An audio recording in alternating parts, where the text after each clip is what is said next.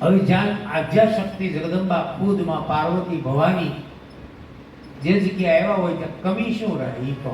પહેલી વાત શું કમી હોય? આદ્ય શક્તિ ભવાની જગદંબા જેને ત્યાં આવે એ ઘરે ખામી શું રહે? તો મહાત્માએ વર્ણન કર્યું છે,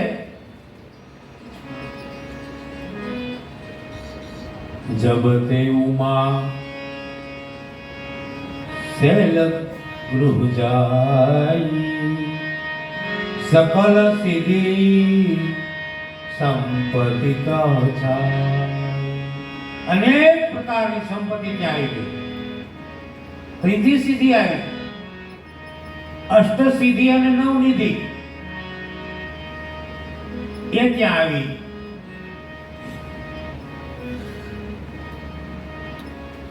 અને જગદંબા આવ્યા પછી એવું કે જે જગ્યાએ કોઈ જવાનું હતું માંગતું હિમાચલ ને ત્યાં અનેક ઋષિ મુનિઓએ પોતપોતાના આશ્રમો બનાવ્યા. માણસ કહે ને કોઈ અમુકની પાસે રહેવા જવામાં કલ્યાણ હોય અને અમુકને કહેતા ખોટા ભલા મકાન વેચી બીજે વહી જવું. અમુક આપણે બને જવું હવે આ બહુ આનાથી ત્રાસી ગયા છે. કોઈ ઘરાક આવે મકાનનું જે આપે એ લઈને પણ અહીંથી વહી જવું છે, બીજે એક ઢાળીયું કરીને પડ્યું રહેવું છે, અહીંથી નીકળી જવું છે. તો અહીંયા એવી ઘટના બની ગઈ કે ઋષિ મુનિઓને ખબર પડી કે આદ્ય શક્તિ પરાંબામાં ભગવતી જગદંબા પાર્વતી હિમાચલ મહારાજને ત્યાં દીકરી રૂપે આવ્યા છે. તો ઋષિ મુનિઓ બધા ત્યાં આવી ગયા. અને યાદ રાખવું જીવનમાં જ્યારે તમારો સમય આવે, જ્યારે ઈશ્વરની કૃપા થાય ને ત્યારે તમને બધાય બોલાવે. જ્યારે તમારી ઉપર ઈશ્વરની કૃપા થાય ત્યારે તમને બધાય બોલાવશે. અને એના ઈશ્વરની કૃપા જ્યારે હટે ને ત્યારે તમારે ધ્યાન દોરાવવા માટે તમે નીકળો તો કૂતરું ન ભરે, નહીં તો કૂતરું ભણતું. બધી ઈશ્વરની માયા છે. આ બધી ઈશ્વરી માયા છે. ઋષિ મુનિઓ પોતપોતાના આશ્રમો બનાવવા લાગ્યા હિમાચલ મહારાજને ત્યાં, અને નિત્ય નવા મંગલ ઉત્સવો થવા લાગ્યા.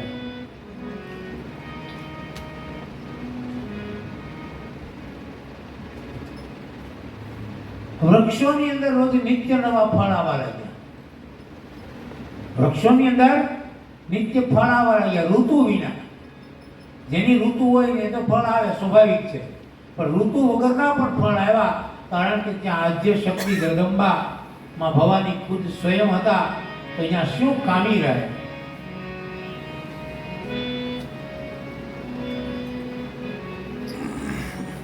પારસમણીની ખાણો પ્રગટ થવા લાગી. પારસમણી એની ખાણો હીરા માણેકની પ્રગટ થવા લાગી. એમ લખ્યું શાસ્ત્રોમાં. અને હિમાચલને ત્યાં તમામ નદીઓ જે વહતી હતી એમાં એની અંદર પવિત્ર અને નિર્મળ જળ લેવા લાગ્યું. અને ત્યાં માં આદ્યા શક્તિ આવ્યા પછી હિમાચલ અને મેના મહારાણીના રાજ્યમાં ઉષ્ણપ જતો રહ્યો. એકદમ બધાને પ્રેમ આવ્યો. એકબીજાની સાથે હળી મળીને રહેવા લાગ્યા. નિત્ય નવા ઉત્સવો મંગલ થવા લાગ્યા છે. અને આ સમાચાર દેવર્ષિ નારદને મળ્યા. દેવર્ષિ નારદને સમાચાર મળ્યા કે હિમાચલ મહારાજને ત્યાં મેના મહારાણીને ત્યાં દીકરીનો જન્મ થયો છે, હાલ હું ત્યાં જાઉં. આશ્ચર્ય થયું કે આટલી ઉંમરે આને ત્યાં એક દીકરી જન્મી.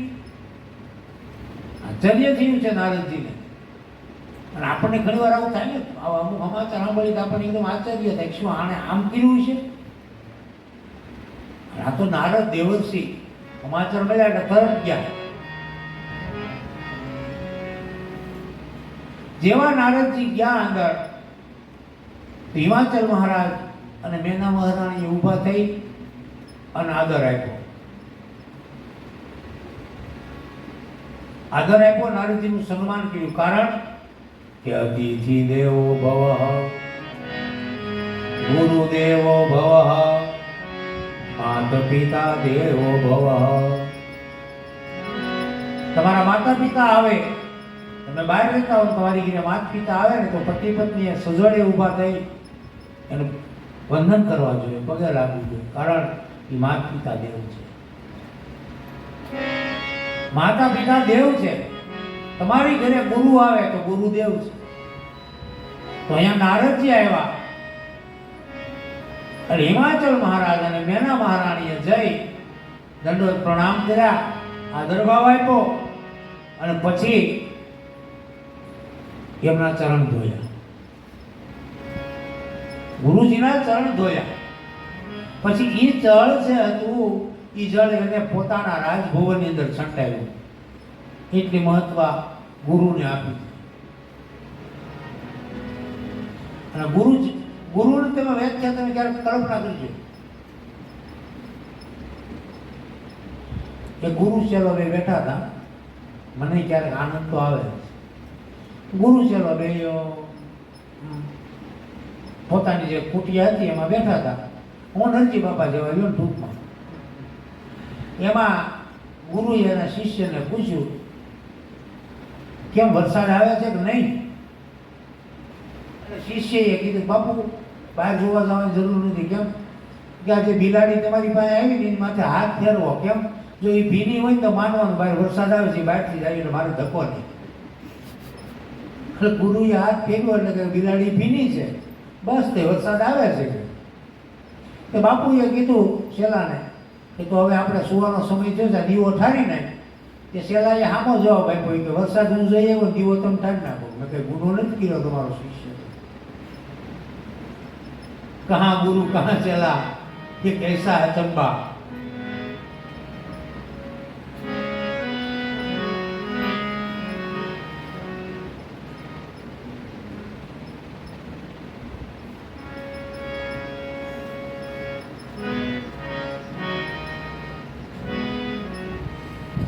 અનેક પ્રકારના સન્માન થયા છે. નારદજીને સુંદર મજાનું આસન બેસવા માટે આપ્યું અને પછી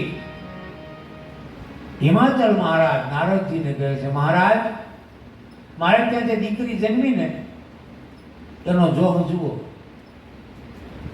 ત્રિકાલજ્ઞ સર્વજ્ઞ તુમ ગતિ સર્વત્ર તુમારી કહું સુતા કે દોષ ગુણ મુનિબર વિચાર. નારદજીને વિવેક થયો મહારાજ તમે ત્રિકાળ જ્ઞાની છો અને તમે સર્વસ્વ છો અને તમારી ગતિ બધી જગ્યાએ છે. માટે મારી દીકરીનું જ્યોતિષ જુઓ કે મારી દીકરીના ગુણ અને દોષોને વર્ણવીને કહો. હવે નારદ જેવો સંત જે જો એમાં શું ઘટે. અને પછી નારદજીએ કીધું મહારાજ હે મેના મહારાણી તમારી દીકરી છે ને એ જગતમાં આદ્યા શક્તિ જગદંબાના નામથી ઓળખાશે અને એના અનેક નામ આવે છે. એના અનેક નામ આવે છે ઉમા, અંબિકા અને ભવાની. અનેક નામ તમારી દીકરીને આવે છે મહારાજ. હા મહારાજ પછી તમારી દીકરી એટલી સુશીલ અને સયાની હશે કે જગતની સ્ત્રીઓ એનું નામ લઈ લઈ અને પતિવ્રત ધર્મ રાખી અને અંતે તમારા આમના શરણે જશે એવી તમારી દીકરીનું જોશ મારા દેખાય છે. હસ્તરેખા આખા જગતમાં પૂજનીક થઈ જશે તમારી દીકરી. મેના મહારાણી અને હિમાચલ મહારાજને અતિ આનંદ થયો કે મારી દીકરી અને તમારી દીકરી ઋષિ મુનિઓને પણ બહુ પ્યારી બનશે. ઋષિ મુનિઓની પ્યારી બનશે તમારી દીકરી. આવું મારા જોવામાં આવે છે. અને બીજું મહારાજ સાંભળો તમારી દીકરી એનો ચૂડલો હંમેશા અખંડ રહેશે. તમારી દીકરીનો ચૂડલો હંમેશા અખંડ રહેશે. તમારી દીકરીને ક્યારેય રંડાપો નહીં આવે મહારાજ. ક્યારેય વિધવા પણ નહીં ભોગવવું પડે. માતા પિતાને અતિ આનંદ થયો અને પછી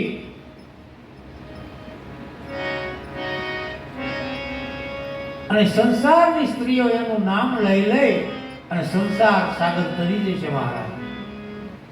આ ખૂબ વખાણ કર્યા એટલે મેના મહારાણી હિમાચલ મહારાજ બહુ રાજી થયા કે મારી દીકરી આટલી બધી મહાન થશે, બહુ સારું. અને પછી જ નારદજીએ કીધું શું?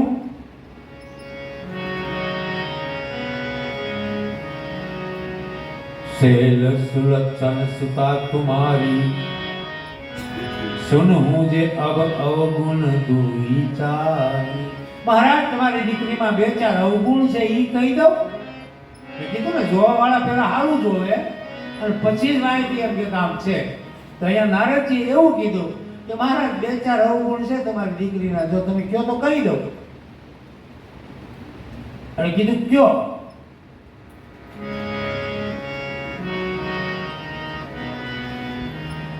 તો તમારી દીકરીને પતિ કેવો મળશે? અત્યાર સુધી મેં જોયું તો બધું જોયું બરોબર, પણ તમારી દીકરીને પતિ કેવો મળશે? કલાવતી. અને નારદજી હિમવંત મહારાજને કહે છે શું? અગુણયમાન માત પિતુના ઉદાસીન સબ સંશય ચીના. તમારી દીકરીના પતિ કેવો મળશે? કે જે કેવો હશે? જે માનહીન હશે, જેને માતા પિતા જ નહીં હોય, જેને કોઈ કુટુંબ નહીં હોય, જેને કોઈ પરાયું કે પોતાનું નહીં હોય, જેને કોઈ ભાઈ બહેન નહીં હોય. અને પછી કેવો કીધા? અગુણયમાન માતુ પિતુના ઉદાસીન સબ સંશય ચી. તમારી દીકરીનો પતિ એકલો હશે, અગુણ. મેં ગઈ પ્રથમ દિવસે કીધેલું ને સગુણ અને અગુણ, નિર્ગુણ અને સગુણ. અહીંયા અગુણ કીધા છે, તેનામાં કોઈ ગુણ નહીં હોય. લ્યો હવે આવું તમે આપણે કોઈ કઈ કે તમારે આવો જમાઈ મળશે જેને ગુણ નહીં હોય, એકાંકી હશે. પછી કેવા કીધા? જોગી જટિલ અકામ મન ગણ અમંગલ બે. તમારી દીકરીનો પતિ જોગી જટિલ અકામ મન ગણ. તમારી દીકરીનો પતિ મળશે કે જોગી હશે, બાવો હશે, રૂખડ. તમારી દીકરીનો પતિ બાવો હશે, જોગી, જટિલ હશે, મોટી જટા, કામ હશે, જેનામાં કામ જ નહીં હોય. બોલો, જીવનમાં કામ ન હોય જીવનનો અર્થ શું? ચાલો બતા. જીવનમાં જો કામ જ ન હોય તો જીવન કામનું શું? તમારું બધું પૂરું થઈ જાય આપોઆપ. અને અમંગળ વેશધારી છે, મૂંડની માળા ધારણ કરી છે, ગળામાં સર્પોની માળા ધારણ કરેલી છે, હાથમાં ડમરું છે, ત્રણ શૂળો ને હણગારું એવું ત્રિશૂળ હાથમાં હશે.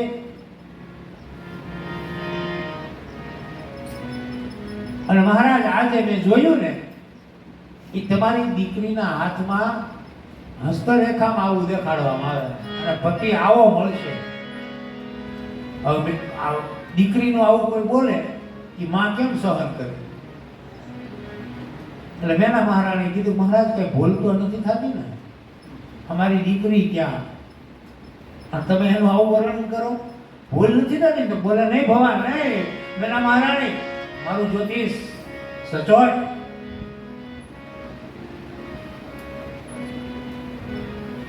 એટલે મેના મહારાણી અને હિમાચલ મહારાજને દુઃખ લાગ્યું એટલે એણે કીધું હું નારદજી આમાં કંઈ ફેરફાર થાય તો હું હવન કરાવું, યજ્ઞ કરાવું, દાન દક્ષિણા આપું, સાધુ બ્રાહ્મણોને ઘરે જમાડું બેહારી. આજ બપોરે અમે શેરો ઉપાડી લીધો રવો હારી પેટનો, 2-3 સાધુડા, એકાદા પાણિયા ભામણને પાણે. હા એમ વડાને કીધે આવું દેતો રહીએ કાંઈ મારા બાપ.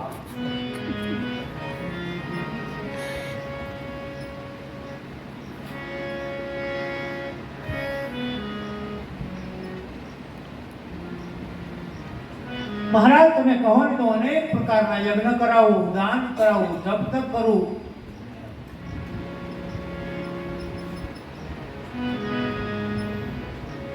અને પછી બીજા બાજુમાં બેઠા હતા એને કીધું ભાઈ નારદજીનું વચન કોઈની ખોટું ન હોય. બાજુવાળા શું કામ કરે? ધક્કો મારવાનું કામ કરે. નાટ્ય કરવું, નાટ્ય. અને જે બાજુમાં બેઠા હતા એને કીધું નારદજી કોઈ દિવસ આવું જોવે તો એનું જ્યોતિષ ખોટું ન હોય. તો હવે શું કરવું? અને માં પાર્વતીને મેના મહારાણી ખોળામાં લઈ લીધા. મારી દીકરીનું આવું ભાગ્ય હશે. ખૂબ વર્ષો થયો છે. અને પછી નારદજીએ કીધું કે જે મેં વર્ણન કર્યું ને એક કામ કરો થાય. કે બોલે શું? કે જે મેં વર્ણન કર્યું ને હવે અહીંયા એક બહુ ચર્ચાસ્પદ સોપાઈ આવે, યાદ રાખજો. સમર્થ કહું નહીં દોષ ગોસાઈ. સમર્થ કો નહીં દોષ ગોસાઈ. હવે નારદજીએ એમ કીધું કે જો તમારી દીકરીને અમંગળ વેશ ધારી અને એવું જો કોઈ પાત્ર હોય તો એ ભગવાન શિવ એક છે. મેં જે દોષ અને ગુણ વર્ણવવાની ભગવાન શિવજીની અંદર છે. અને ભગવાન શિવજી જો કૈલાસપતિ તમારી દીકરીનું પાણી ગ્રહણ કરે તો દૂષણ જે છે એ ભૂષણ બની જાય. તમારી દીકરીનું પાણી ગ્રહણ જો કૈલાસપતિ મહાદેવ શિવ ભોળિયોનાથ ઈ જો પાણી ગ્રહણ કરે તો દૂષણ છે એ ભૂષણ બની જાય.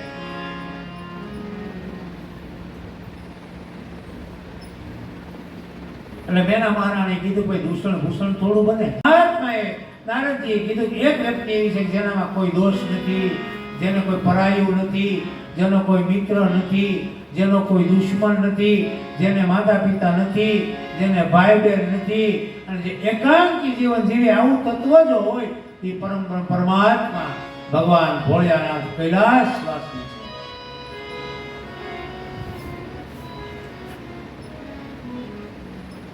તો સમર્થને દોષ નહીં તો હું નાના માણસને દોષ લાગે? સમર્થ નામ થાય ધનવાન, પૈસાવાન, તો એને દોષ ન લાગે. સમર્થ કોને એ દોષ ગોસાઈ, તો શું નાના માણસોને દોષ લાગે? પણ અહીંયા નારદજીએ બહુ સ્પષ્ટતા કરી છે. સમર્થ કહું નહીં દોષ ગોસાઈ. હું સમર્થ એને કહું છું કે જેનામાં કોઈ દોષ ન હોય ને ઈ સમર્થ. સમર્થ કહું નહીં દોષ ગોસાઈ. જેનામાં કોઈ દોષ નથી એવું જો તત્વ અને એવું જો પાત્ર હોય તે ભગવાન કૈલાસપતિ છે. અને વાત એ બરોબર. સમર્થ કોને કહેવું? આપણે કોઈને ત્યાં જઈએ અને ત્યાં જઈએ એટલે આપણે આપણી મને સલાહ કરવા, આવો આવો બેહો બેહો, ખુરશી આપે, પાણી ભરી તમારા માટે આવે, તમારા માટે ચા બનાવીને આવે, મુખવાસ આવે. એ માણસ ત્યારે એની ત્યાં ગયો ત્યારે સમર્થ છે. શું કામ? એને ત્યાં આવ્યો. અને એ માણસ જેમ કે એમ બધાય કરે. એનો એ માણસ એની ઘરે જાય તો જ્યાં એના નોકર ચાકર હોય તો એ એનું કયું મંડે કરવા, એ સમર્થ છે. પણ ઘટના તો ક્યારે બને કે જે માણસ બધાને હુકમ કરતો હોય તમે વાડીએ જાઓ, તમે પાણી વાળો, તમે અલગની તૈયારી કરો, તમે ખાતર, આવું કહેનારો માણસ બધાને શીખતો હોય, બધાનો સર્વોપરી હોય, સમર્થ હોય બધાની સામે, અને એનો એ માણસ ત્યાં ઊભો હોય અને એના દીકરાનો દીકરો નાનું એવું બાળક 2-4 વર્ષનું દોડીને એની પાસે આવે અને એમ કે મને તેડી લો, અને એ બાળકને તેડી લેવું પડ્યું. એનું એ બાળક એના ખિસ્સામાંથી પાકીટ કાઢે, મોબાઈલ કાઢે, એની મૂંછો ખેંચે, એના ખિસ્સાના બટન ખેંચે, તો ઓલો માણસ કાંઈ નથી એને કહેતો. શું કામ નથી કહેતો? કે બાળક એ સમર્થ છે, એનામાં કોઈ દોષ નથી, કોઈ પાપ નથી, એનામાં કોઈ કપટ નથી, એનામાં કોઈ જાતનો સ્વાર્થ નથી.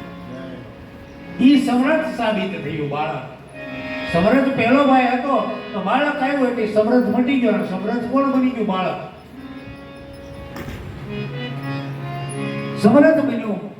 અને હે મેના મહારાણી, જો તમારી દીકરી રહીને એને જો શિવ તત્વ મળી જાય ને તો દૂષણ છે એ ભૂષણ બની જશે.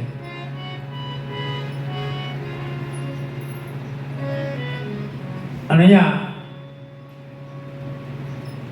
નારદજી મેના મહારાણીને સમજાવે છે. આશા વડે હે મેના મહારાણી સાંભળો, તમે જેને તમારી દીકરી માની બેઠા છો ને, એ દીકરી એ દીકરી નથી, એ આદ્યશક્તિ પરાંબા જગદંબા છે. અને તમે જેને દીકરી માનો છો ને, એ દીકરી નથી, આખા જગતની માં છે. કારણ કે એનું સર્જન જ એ રીતનું છે. ભવાની હે મેના મહારાણી, તમે સાંભળો, હું તમને કહું છું કે આ બધું કઈ રીતે બને છે, કઈ રીતે સંહાર થાય છે, કઈ રીતે સર્જન થાય, એ જ્ઞાન નારદજી મેના મહારાણીને આપે છે. કેવું?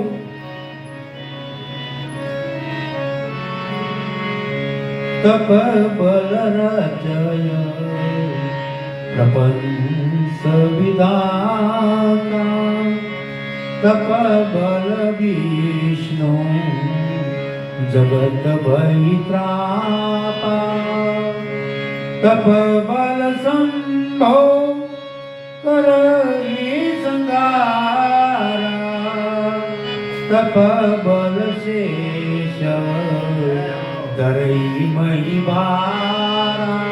હે મેના મહારાણી, તપના પ્રભાવથી વિધાતા આ બધી લખે છે, બધી સર્જન કરે એ તપનો પ્રભાવ છે. અને તપના જ પ્રભાવથી વિષ્ણુ ભગવાન આખા જગતનું લાલન પાલન કરે છે. અને ભવાની એ જ તપના પ્રભાવથી તપ બલ સંભો કરઈ સહારા. એ ભવાની તપના પ્રભાવથી ભગવાન શિવ સંહાર કરે, અને એ જ તપના પ્રભાવથી શેષનાગ પોતાના મસ્તકની ઉપર પૃથ્વીને ધારણ કરે. તપનો આ બધો પ્રભાવ છે. માટે એક કામ કરો કે તમારી દીકરીને જો શિવ મેળવવા હોય ને, તો તમારી દીકરી જો તપસ્યા કરે, અને તપસ્યા કર્યા બાદ ભગવાન શિવ જો પ્રસન્ન થાય અને એને પત્ની તરીકે સ્વીકાર કરે ને મહારાજ, તો જે મેં દોષ ગુણ વર્ણવ્યા ને એ બધા પૂર્ણ થઈ જાય.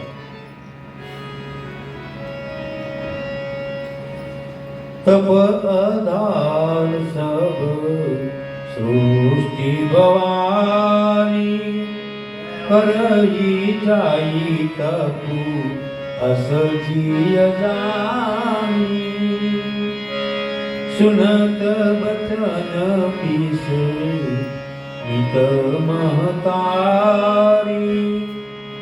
એકદમ વિસ્મય થઈ ગયા. આ નાની એવી દીકરી, અને એ તપસ્યા કરવા માટે એને વનમાં મોકલવી કેમ? આમ જ્યાં વાત કરી ત્યાં બરોબર માં ભવાની પાર્વતી આવીને કહે છે કે માં, મને સ્વપ્નની અંદર એક કોઈ ગોર વર્ણનો બ્રાહ્મણ આવ્યો અને સ્વપ્નમાં મને કીધું કે હે પાર્વતી, જો તું વનમાં જઈ તપસ્યા કરે અને ભગવાન શિવજી પ્રસન્ન થાય ને, તો તારા પતિ ઈ બને.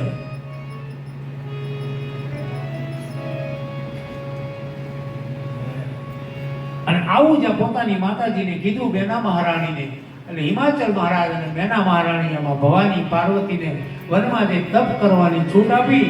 અને બન્યું કેવું? નિત નવચરણ ઉપજ અનુરાગા, બિસરી દેહ તપ મનુભાગા. માં ભવાનીએ ધીમે ધીમે કરતા જે 2 ટાઈમ જમતા હતા એ 1 ટાઈમ કર્યો છે. ધીમે ધીમે ભગવાન શિવના ચરણને કપમાં લીન થયા. ધીમે ધીમે કરતા 2 વખત જમતા 1 વખત થયું. 1 કરતા કરતા માં ભવાનીએ 87,000 વર્ષ સુધી તપ કર્યા પછી એક સમય એવો આવ્યો ભવાનીએ અન્ન અને જળનો પણ ત્યાગ કરી દીધો. અન્ન અને જળનો ત્યાગ કર્યો તેથી માં ભવાની પાર્વતીનું એક નામ નવું પડ્યું. ઈ નામ મારી ગીરે છે, અન્નપૂર્ણા. માતાજીએ અન્ન અને જળનો પણ ત્યાગ કર્યો તેથી માં જગદંબા પાર્વતીનું એક નામ અન્નપૂર્ણા પડ્યું. મારે મંદિરે શિવાલય નહીં જવાનું, સવારમાં પગે રાખી લઉં ને.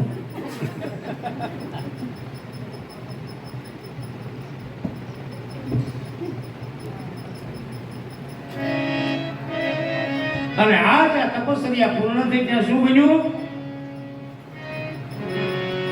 દેખી મુમહી તપખીન શરીરા બ્રહ્મ ગિરા ભૈયા ગગન ગંભીર. ગંભીર આકાશવાણી દેવતાઓએ કીધું કે હે ભવાની, હે પાર્વતી, તમારી તપસ્યાથી દેવતાઓ પ્રસન્ન થયા છે અને જ્યારે તમારા માતા પિતા તમને લેવા આવે, તમને બોલાવવા આવે ત્યારે હઠ છોડીને ઘરે જાજો અને હવે તમને શિવ મળશે. આવી નિષ્ઠા હોય જ્યારે ભવાની પાર્વતીની જે નિષ્ઠા હતી એવી નિષ્ઠા તમારા મારામાં આવે ને ત્યારે આપણને ઈશ્વર પ્રાપ્તિ થાય છે. ઈશ્વરના અનેક રૂપ છે, અનેક રૂપે ઈશ્વરે આવતો હોય છે.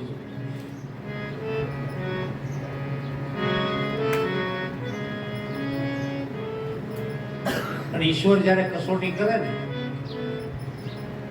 ત્યારે એનો રસ્તો એ જ મોકલે. એક રસ્તો ઈશ્વર બંધ કરે છે, એક રસ્તો ઈશ્વર તમારા માટે ખુલ્લો કરી જ નાખ્યો. યાદ રાખજો, કસોટી કરનાર ઈશ્વર એ પણ કસોટી મોકલે ને એનો રસ્તો મોકલેલો છે.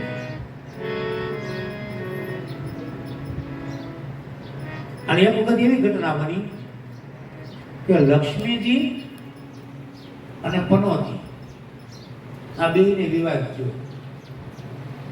લક્ષ્મીજી અને પનોતીને વિવાદ થયો એટલે પૂછ્યું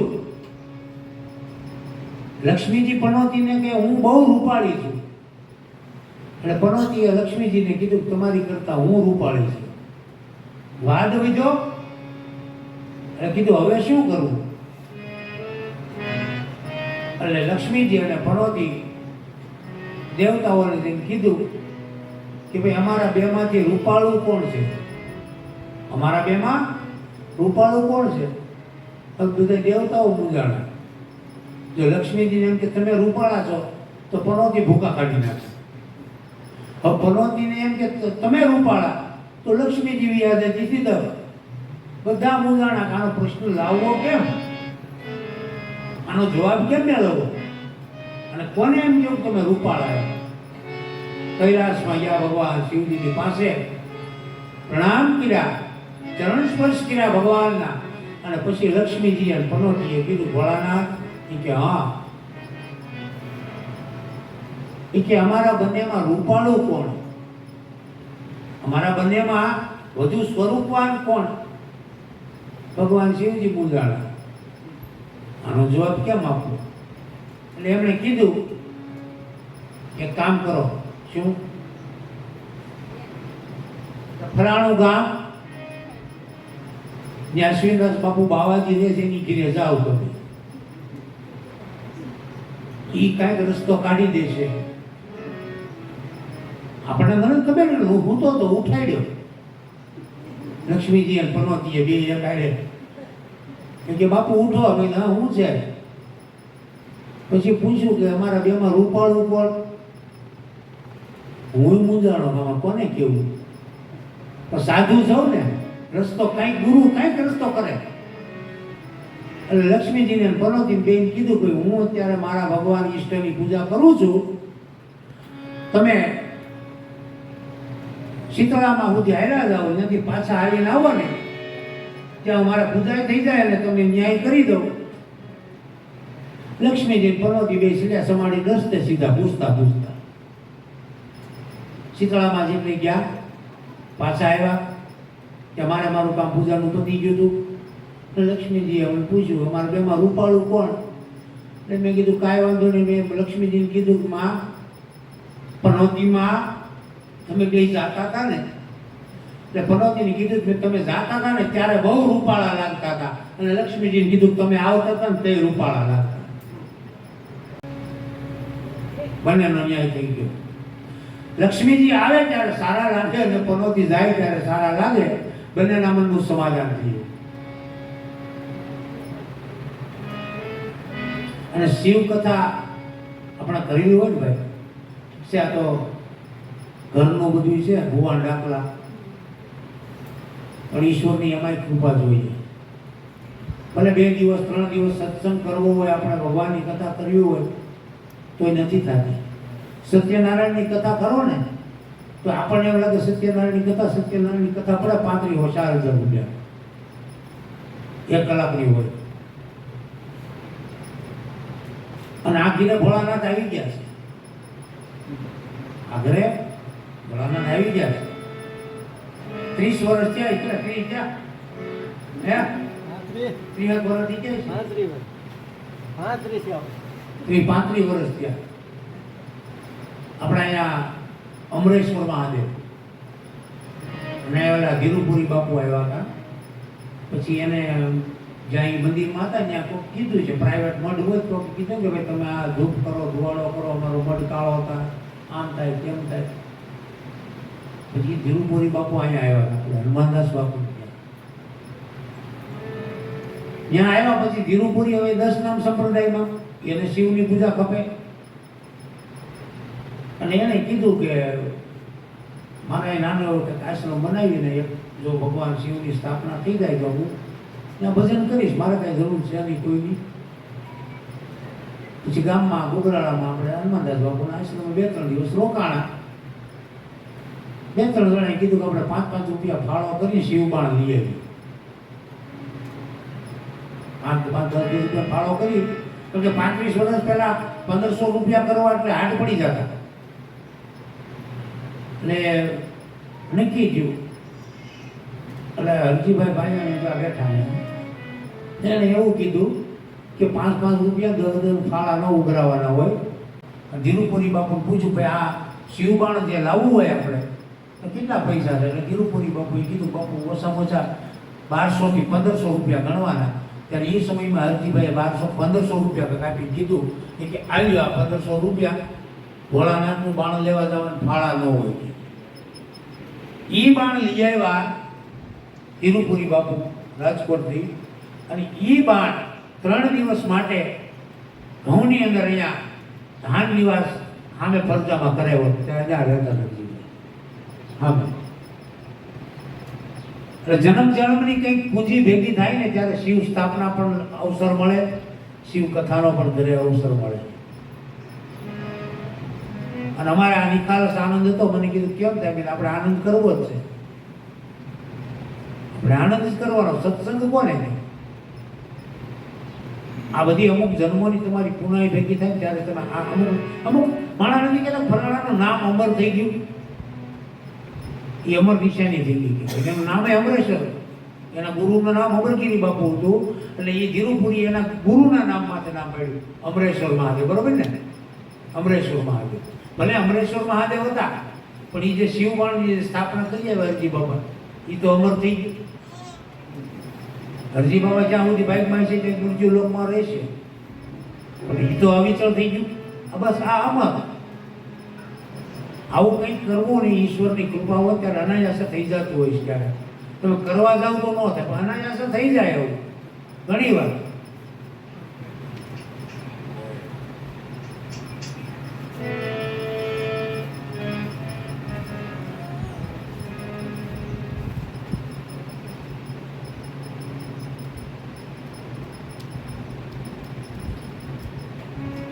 માં ભવાનીની તપસ્યા પૂર્ણ થઈ, આકાશવાણી થઈ, અને માં ભવાનીને લેવા માટે મેના મહારાણી, હિમાચલ મહારાજ અને નગરજનો આવ્યા છે. અને એકદમ હરખાતા માં ભવાની પાર્વતી હિમાચલ મહારાજ પોતાના રાજભુવનમાં ગયા છે. અને આ બાજુ ભગવાને વચન આપ્યું પછી ઘટના એવી ઘટી કે ભગવાન શિવજી સતીના દેહ વિલય પછી ક્યારેક ભગવાન શિવજી સત્સંગ કરે, ક્યારેક કથાઓ સાંભળે, ક્યારેક સંભળાવે, ક્યારેક આ જગ્યાએ હોય તો ક્યારેક ક્યાંક હોય. અને એક દિવસ ભગવાન શિવજીએ વિચાર કર્યો કે આપણે ભટકતો ક્યાં સુધી પડીશું. ભટકત કોન ફિરે સંતો ભાઈ, ભટકત કોન ફિરે. કેટલું ભટકવું. ઘટમાં કાશી, ઘટમાં મથુરા, ઘટમાં છે ગોકુલ ગામ. ભટકત કોન ફિરે સંતો ભાઈ, ભટકત કોણ ભટકે. અને ભગવાન શિવજીને સમાધિ લાગી. અને આ બાજુ ઘટના એવી થઈ કે પાર્વતીની તપસ્યાથી આપેલું વરદાન પૂર્ણ કરવા માટે આ શિવજી જ્યાં સમાધિમાં બેઠા હતા ને ત્યાં ભગવાન રામજીનું પ્રાગટ્ય થાય છે. પ્રથમ બોલ જય રામચંદ્ર ભગવાન. રામજીની પ્રાગટ્ય આગળ થઈ ગયો જ પાછું. શિવ માં ભવાનીનું પ્રાગટ્ય થયું. 3 થી 4 આપણે જ્યોતિર્વાણ શિવલિંગનું પણ પ્રાગટ્ય થઈ ગયું. અને છેલ્લે આપણે રામેશ્વર ભગવાન શિવ અને પાર્વતીના વિવાહ અને એક મારા હૃદયમાં જેનું કાયમ માટે સ્થાન છે એવા રામેશ્વર મહાદેવની આપણે પ્રાગટ્ય અહીંયા થઈ જાય પછી કથાને વિરામ આપી દેવાનો 6 વાગે. અને ભગવાન રામ સામે પ્રગટ્યા છે. અને ભગવાન શિવજીને કીધું, એ ચંદ્રશેખર જાગો, કૈલાસપતિ મહાદેવ જાગો. અને ભગવાન શિવજીએ જ્યાં આંખ ખોલી ત્યાં પોતાના પરમ ઈષ્ટદેવ રામને જોયા. ભગવાનની સામે હાથ જોડ્યા અને કૈલાસપતિ કીધું, બોલો મહારાજ કેમ મારી પાસે આવ્યા. એટલે રામજીએ કીધું કે જ્યારે હું કોઈની પાસે પ્રગટ થાવ ને તો મહારાજ હું એને માગવાનું કહું છું, પણ આજ ખુદ રામ તમારી પાસે માગવા આવ્યા છે. ઉલટું થઈ ગયું. ભક્તની પાસે ભગવાન માગવા આવ્યા એવું થઈ ગયું. હે કૈલાસપતિ, હું જ્યારે જેને પ્રગટ થઈને કંઈ ને કંઈ આપું છું ને તો વરદાન આપું છું, પણ આજે તો હું તમારી પાસે કંઈક માગવા આવ્યો છું. એટલે ભગવાન શિવજી કહે છે, હે કૃપાનિધાન, હે કરુણાનિધાન, હે અવધેશ, આપ મને આજ્ઞા કરો. એટલે ભગવાન રામજીએ કૈલાસપતિને કીધું, જો તમે મને વચન આપવા માંગતા હો ને મહારાજ, તો હવે તમે સમાધિ છોડી અને ફરી પાછા તમે સંસારમાં આવો, ગૃહસ્થાશ્રમમાં આવો. એટલે ભગવાન શિવજીએ કીધું, મહારાજ કેટલી વાર પરણી ચૂક્યો, ક્યાંય સફળતા મળી નહીં અને અડધે ફૂગુર ઘરભંગ થાઉં છું, હવે લગ્ન નથી કરવા. મહારાજ હવે મારી ઈચ્છા નથી, હવે મારે નથી પરણવું. અને રામજીએ જ્યારે કીધું કે નહીં કૈલાસપતિ મહારાજ, આપણે પરણવાનું છે, કારણ કે તમારા વિયોગમાં જેણે તમારી તપસ્યા કરીને એ ભવાની જગદંબા પાર્વતીને બ્રહ્મવાણીથી વરદાન આપી ચૂક્યો છું કે દેવી તમને ભગવાન શિવ મળશે. શિવ મળશે એમ કીધું. એટલે ભગવાન શિવજી કહે, ભલે મહારાજ આપ કહો છો ને તો જાઓ, હું તમને વચન આપું છું, હું પરણીશ, ચોક્કસ પરણીશ. અને તમે જે મને આજ્ઞા આપીને એ મારા મસ્તક ઉપર ધારણ કરું. મસ્તક ઉપર ધારણ કરવાનું કીધું એટલે ભગવાને ના પાડી કે નહીં મહારાજ મસ્તક ઉપર ધારણ નહીં કરતા. કેમ કે તમે જો મસ્તક ઉપર ધારણ કરશો મારી આજ્ઞાને તો તમારા મસ્તકમાં ગંગાજી છે, અને ગંગાજી કદાચ વહી જાય તો કદાચ તમે ભૂલી જાઓ તો વળી પાછું મારે યાદ કરાવવા આવવું પડે, માટે મારા વચનોને હૃદયમાં રાખો. અને ભગવાન શિવજીએ કીધું, ભલે મહારાજ આપની આજ્ઞાથી હું પરણીશ. ભગવાન રામ અંતર્હિત થયા અને આ બાજુ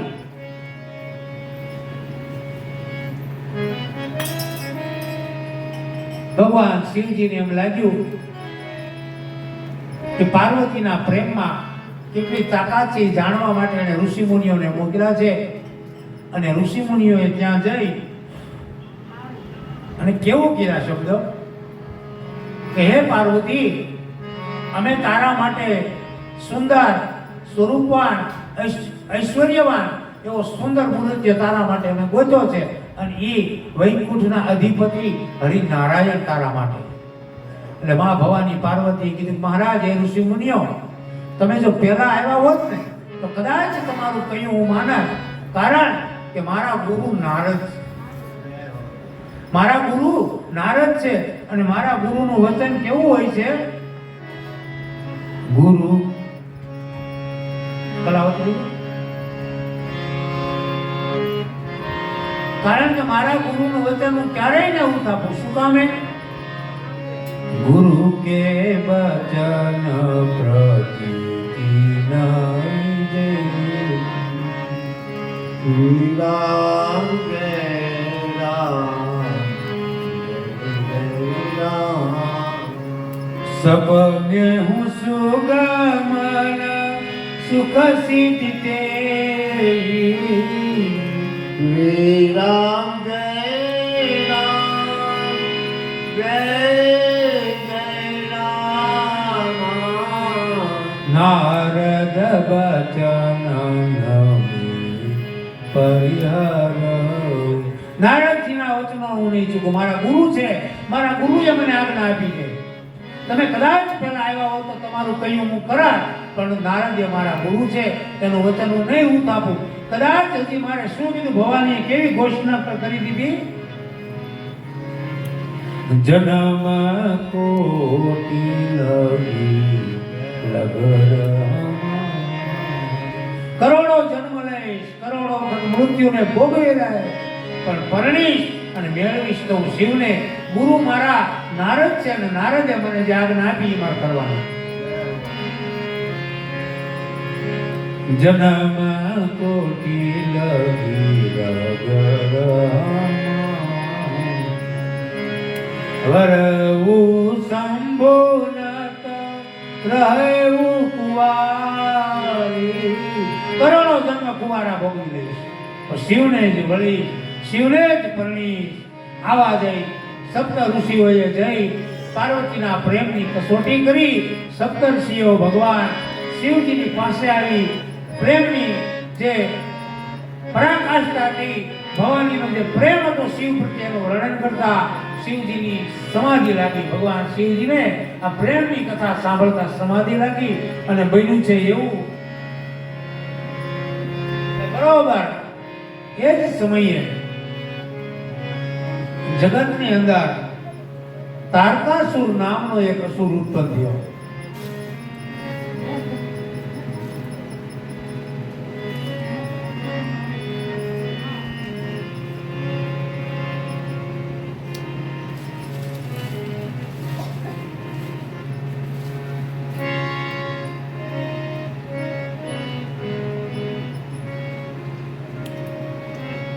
એ તારકાસુર અસુરને મારવા માટે જો ભગવાન શિવ પરણે પાર્વતીનું પાણી ગ્રહણ કરે અને પાર્વતીની કુખથી કાર્તિકેય સ્વામીનો જન્મ થાય અને ઈ તારકાસુરને મારે, તો ભગવાન શિવજીને સમાધિ લાગી ગઈ.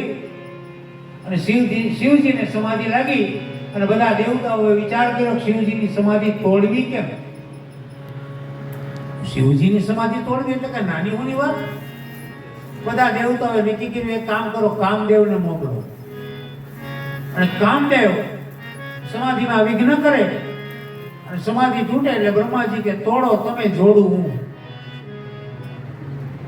કામદેવ આવ્યો છે પોતાના રસાલા સાથે.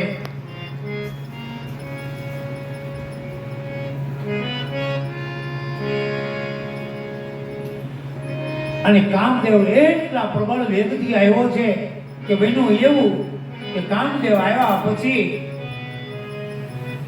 ભગવાન શિવજી જ્યાં તપસ્યા કરતા હતા ત્યાં આવ્યા છે. અને આવી અને પોતાની પાસે રંભા, ઉર્વશી આદિ જે વસંત આદિ જે ઋતુ હતી ને છૂટી મૂટી ગાવ જીવનમાં યાદ રાખજો, સાધુ છો ને સ્પષ્ટતા કરી. જીવનમાં કામથી જે માણસ મરે ને એ લાકડીથી નથી મળતો. જીવન માણસ કામથી જે મરે ને એ લાકડીથી ન મરે ને એટલો કામથી મરી જાય છે.